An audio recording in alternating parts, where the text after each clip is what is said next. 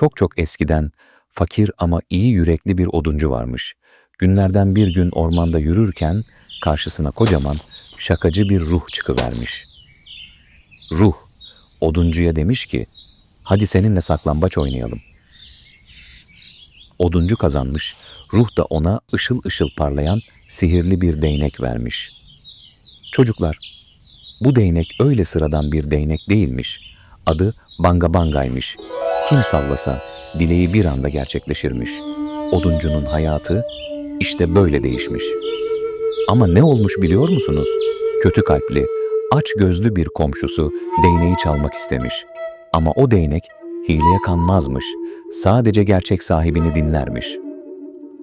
Sonunda komşu başarısız olmuş.